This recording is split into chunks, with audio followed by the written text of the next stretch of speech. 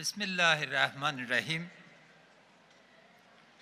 بانوی اول کشور شادخت اندیا، شادخت ناجیه، نخبگان کشور، اعضای محترم اولوسی جرگه و مشران جرگه، اعضای محترم ستر محکمه و رهبری ستر محکمه و مشران جرگه و اولوسی جرگه، جناب لوید رستیس و جنرالای محترم اردو و افسران اردو، اعضای محترم کابینه، علمای کرام، خواهران، برادران، تمام هموطنان در داخل و خارج کشور، مهمانای عزیز، زوره دلو خوبا غرور و وطنوالو نن موږ د دارالمان لوران او ویجاړ مانۍ څخه بیا دارالمان جوړ که. مبارک مرشه، مبارک مرشه.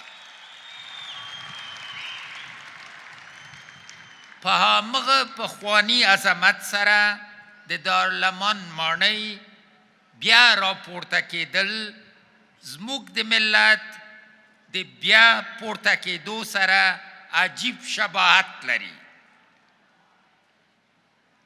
زموږ ملت هم زخمونه وخوړل. ګران افغانستان ټپي ټپي شو، خو نن بیا په پښو درېږي کټ مټ لکه د دارالمان ماڼۍ.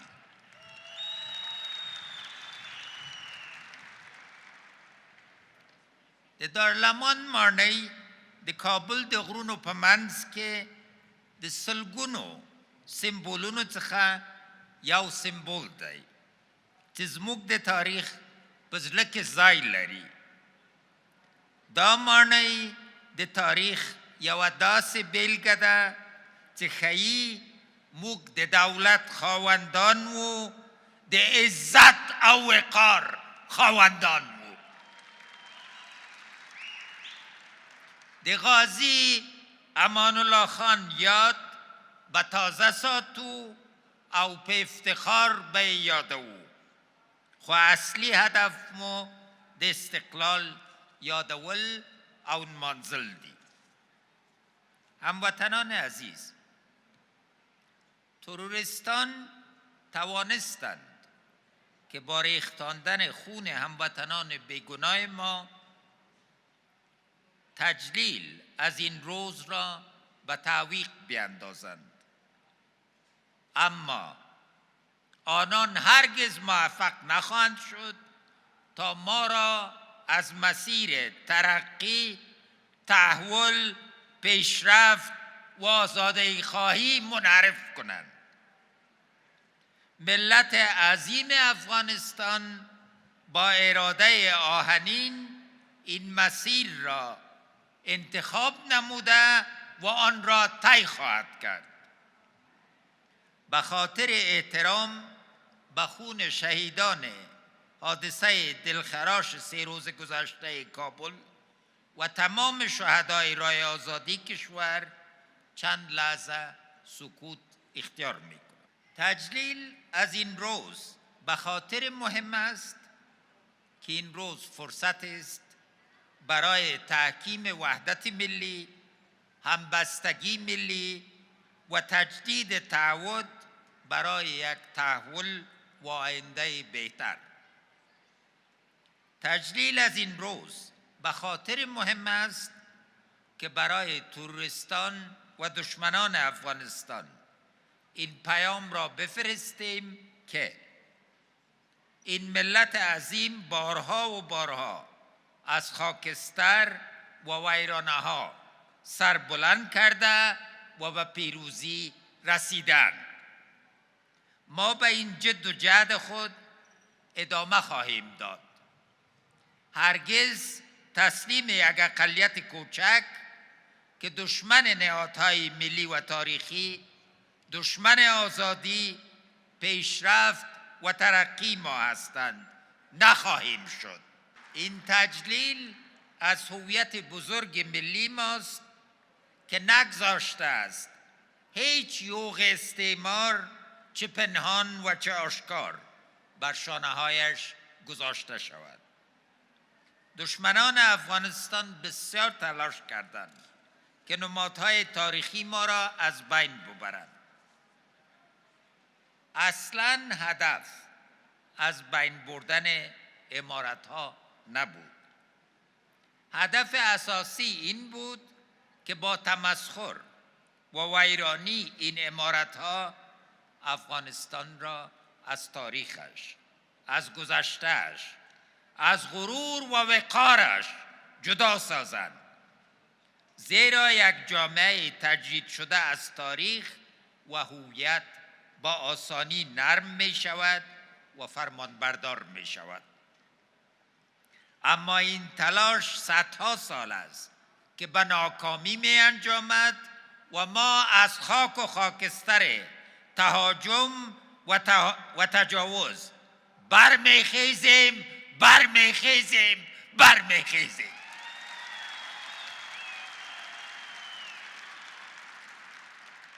هرات را چنگیز به خاک و خون نشاند. پس از تهاجم چنگیز تنها چند تن هراتی باقی ماند. همان چند تن یکی را ملک خواندند و با بازوان خود بیل زدند و نهرهای هرات به شمول نهر شاهی هرات را ساختند. هرات باقی ماند و امروز یکی از نگینهای هویت ملی ماست. خبر دارید که چند قبل تلاش صورت گرفت که آرامگاه سلطان نامدار تاریخ ما محمود غزنوی را انفجار دهند. غافل از این که محمود غزنوی یک قبر نیست بلکه پایه از هویت تاریخی ماست.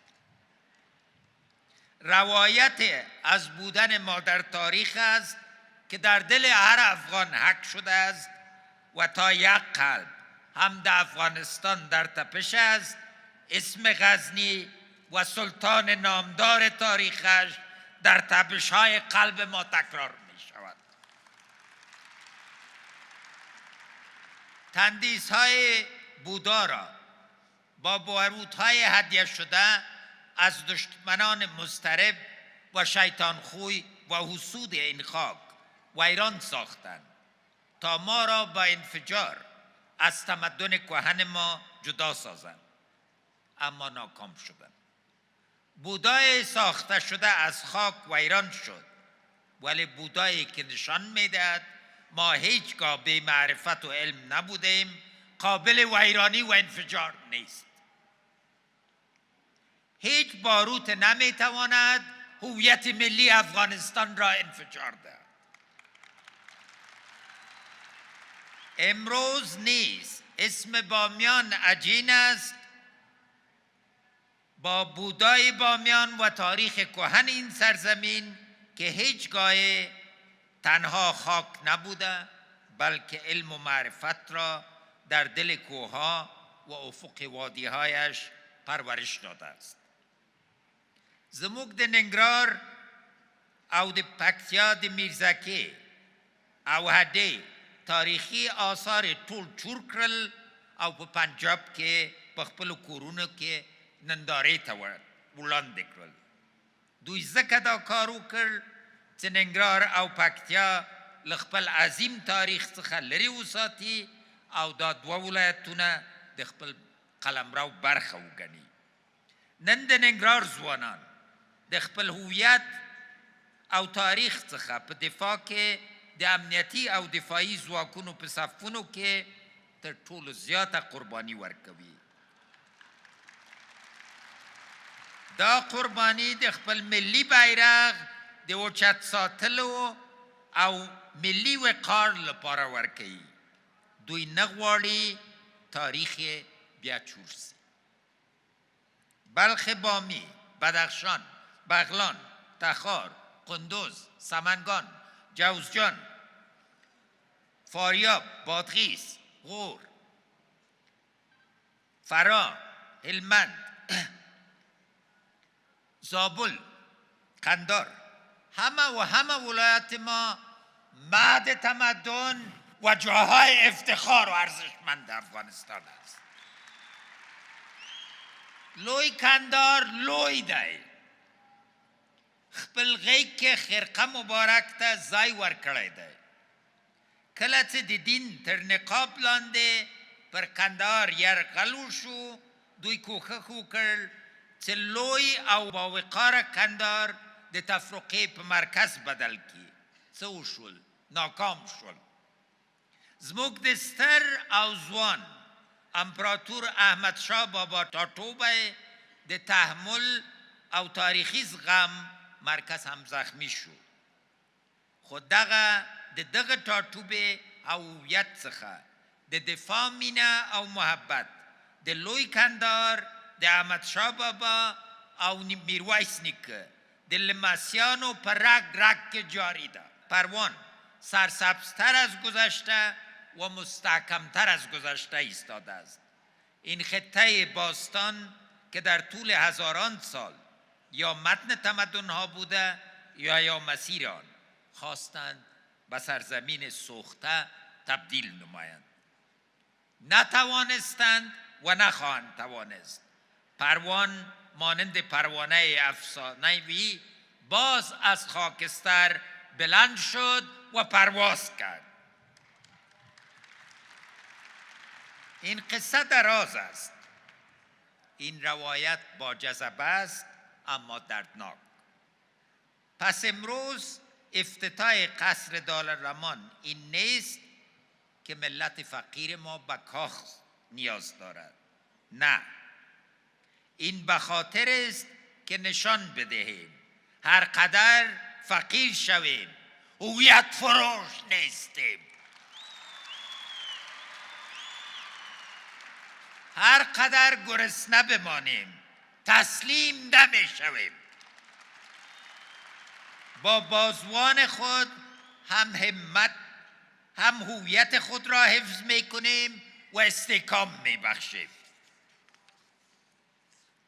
استقلال به عنوان یک ارزش پرورش یافته در خاک و خون ما باید گفتمان همیشه و ابدی سرزمین ما باشد.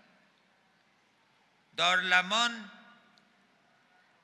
نه تنها نمونه استقلال فکری ما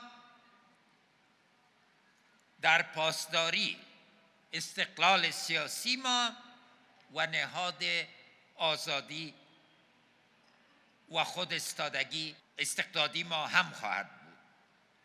افغانستان هیچ وسیله بزرگ و مؤثرتر از هویت ملیش در برابر تهاجم نداشته است و امروز هم همین هویت است که برای سرباز شجاع ما انگیزه ایستادن در برابر تهاجم را داده است. افغانستان در طی 2 قرن اخیر دچار تلاطم زیاد گردید و امروز با همت شما ملت سرفراز ما از این تلاطم ها در حال عبور هستیم و تهداب دولت پایدار را گذاشته ایم و انشالله آن را این ملت تحکیم خواهد داد. دولتی که از شرف و عزت فرفرد این سرزمین، از هر زن و مرد افغان، از هر عالم و دهقان افغان، از هر طفل افغان زیر یک بیرق حراست نماید و از احساس آتشین ملی ما نمایندگی کرده بتواند. به ننگ تاریخی این سرزمین که دولت قوی نداشته است باید پایان بدهیم و قصه انقطاع را خاتمه دهیم.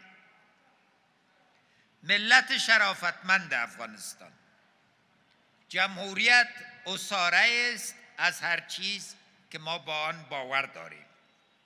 جمهوریت است که در زیر چتر آن ما از خاک، از باورها، از هویت، از تاریخ، از میراث مادی و معنوی، از عزت و شرف ملی ما با همدلی دفاع کرده میتوانیم. چون تنها در چارچوب جمهوریت است که مساوات هر افغان با هر افغان تامین می شود. جمهوریت گم شده تاریخ ملت ماست که آن را باز یافته ایم. بیرق افغانستان تنها یک پارچه تکه با 3 رنگ نیست. این پرچم نماد اجماع ما برای بودن زیر یک چتر واحد ملی است. از این چتر شرف دفاع می شود و هیچگاه دشمن آشکار و پنهان اجازه نخواهد یافت که آن را زیر پا اندازد و به عزت سازد. از یما پادشاه که بلخ دارای بیرق‌های بلند را ساخت تا امان الله خان این پرچم افتخار ما بوده و تا ابد پرچم افتخار ما خواهد بود. مانند هر مناسبت دیگر من از رشادت قوای مسلح افغانستان فخر میکنم و از رهبری قوای امنیتی و دفاعی ما تشکر میکنم. خانواده هایی که فرزندان و عزیزانشان در این قوا داخل خدمتند نگین های جامعه ما هستند. برایشان درود و حرمت میفرستم. شهدای قوای مسلح ما هر یک با خون خود حماسه را برای دفاع از معنویت ملی ما ثبت کردند. این حماسه ها باید چشمه انگیزه برای نسل امروز و فردای ما باشد. آنچه داریم از برکت آنهایی است که امروز در میان ما نیستند، اما داستانشان در قلب‌ها و خاطره‌های فردی و ملی زنده است و زنده باقی خواهد ماند. هموطنان گرامی، امروز باز هم زیر تهدید قرار داریم. می‌خواهند به خاطر تسلط بر خاک ما همه چیز را از ما بگیرند. جان مردم ما برای دشمنان ما که جز شبکه‌های تروریستی هستند ارزش ندارد. به همین خاطر است که از کشتار دست جمعی در هیچ جای دریغ نمی کنند. تلاششان ایست است که کشتار اراده ما را بشکنند. تا امروز نتوانستند و به همت قوای امنیتی و دفاعی و غرور ملی ما هیچ وقت نخواهند توانست. آنها از کشتار مردم در محفل عروسی، در فاتحه، در مسیر راه، در کودکستان و مسجد ابا نکردند. این کردارشان هیچ رابطه با دین مقدس اسلام ندارد، بلکه در اصل تلاش دارند که موقعیت ما را تسخیر کنند، حتی اگر این تسخیر به قیمت جان همه این ملت می شود. ما این تلاش خونین و فاجعه بار دشمن را ناکام خواهیم ساخت. با همت شما مردم خویش دشمنان خویش را ناکام خواهیم ساخت. با اتکا به تاریخ خویش آنها را ناکام خواهیم ساخت. با اتکا به دین و دیانت بیلکه و سچه خویش آنها را ناکام خواهیم ساخت. دشمن در شبکه‌های تروریستی تنها تئوری تخریب را می‌داند و بعد از سال تخریب و کشتار یک صفحه پیام برای سازندگی و رفاه برای جهان اسلام و افغانستان ندارد. هموطنان گرامی، دولت مستحکم و پابرجا خواهد بود. انتخابات کیگی تا کنه زکه کیگی چې د اساسی قانون اصل ده او د ولس غوښتنه ده. انتخابات زکه کیږي چې دولت په ټولیزه اراده او ملی شعور باور لري. ملت باید تصمیم ونیسي چې په ارګ کې څوک وي چې له دوی نه استازیتوب وکړي. عصر این که در پسخانه های استخبارات سرنوشت ارگ کابل را تعیین کنند گذشته است.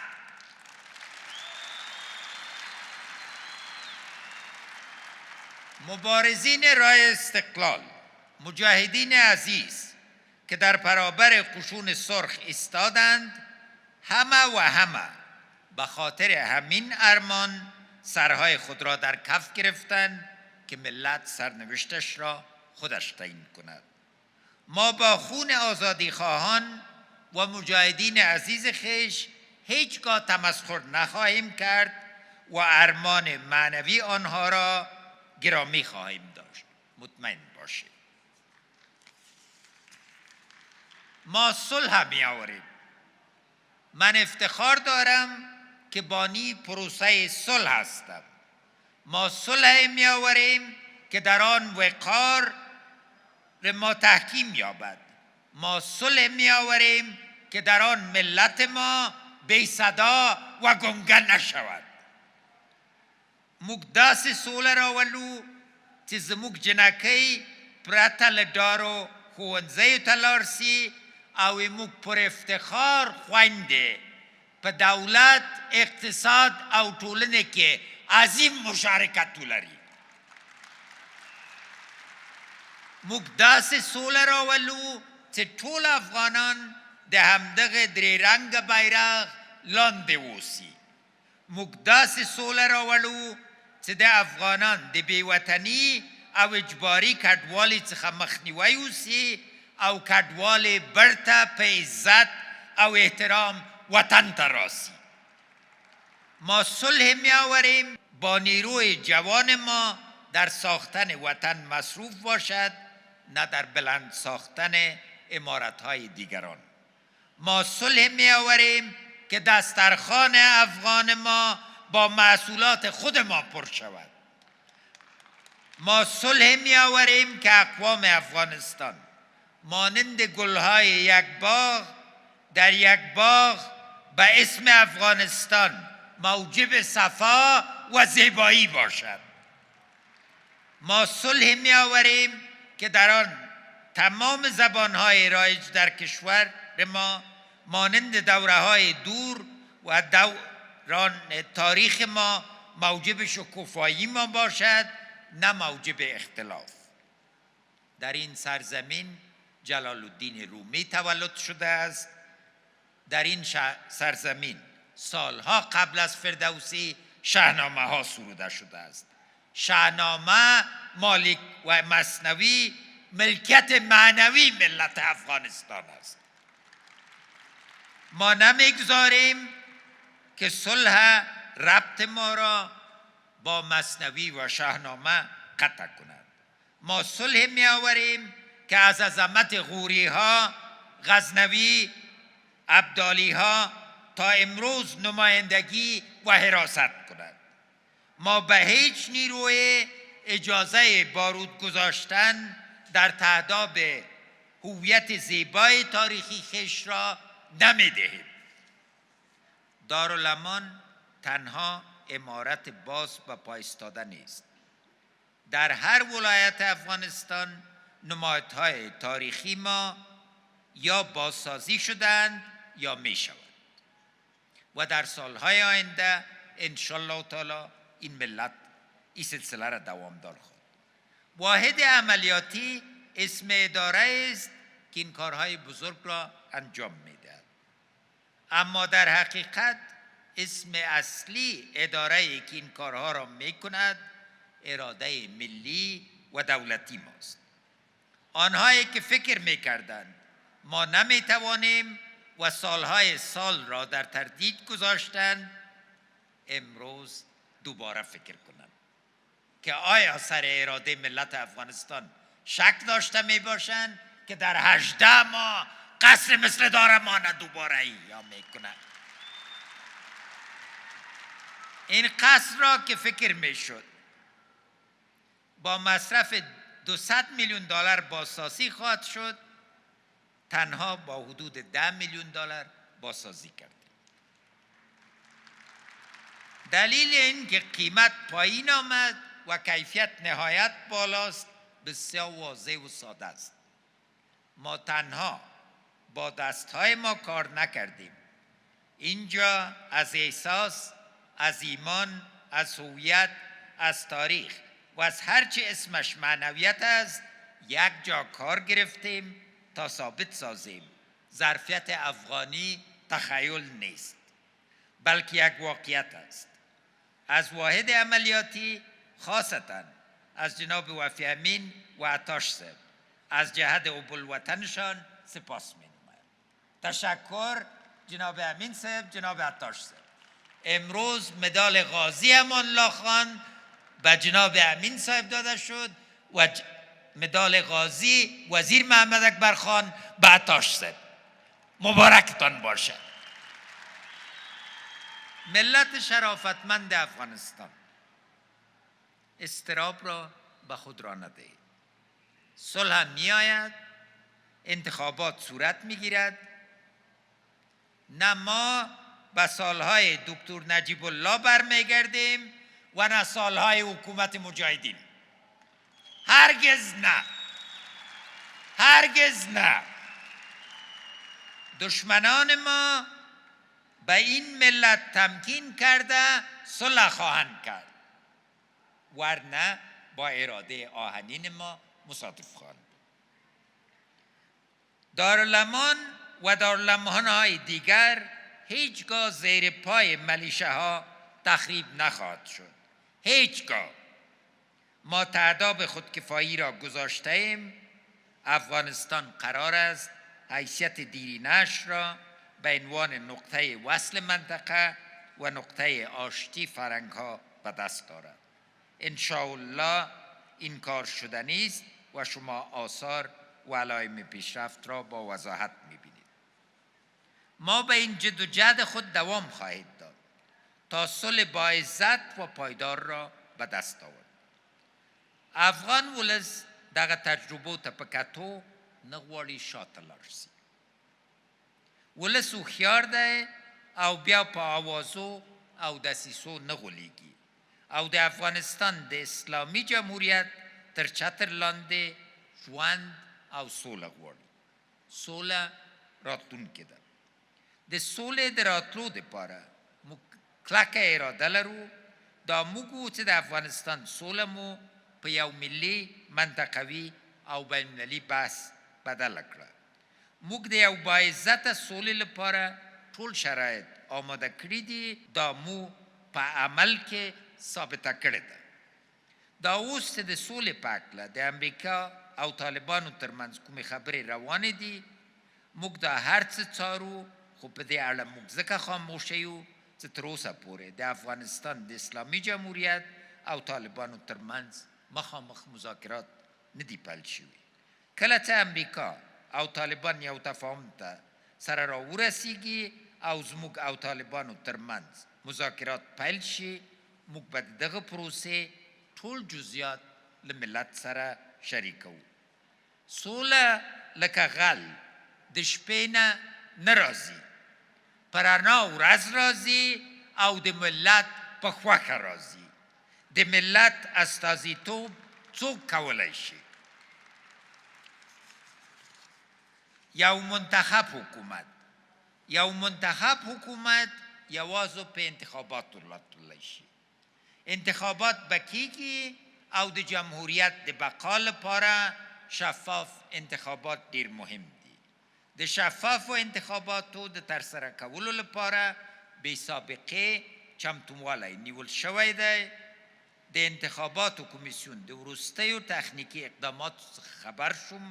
د انتخاباتو کمیسیون د شفافو، آزادو او عادلانه انتخاباتو د ترسره کولو لپاره ګټور تخنیکي ګامونه پورته کړي دي.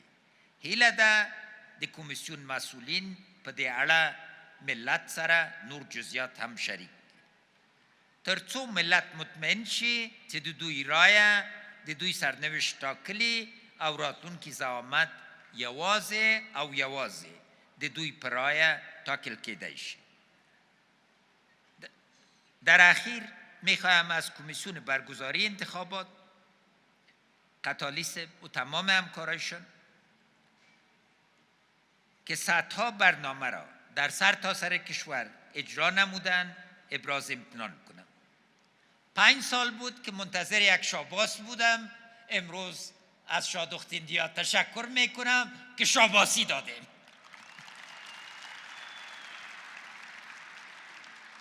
زنده باد افغانستان، یشسن افغانستان، زونده دیوی افغانستان، تل دیوی افغانستان امنیتی و دفاعی.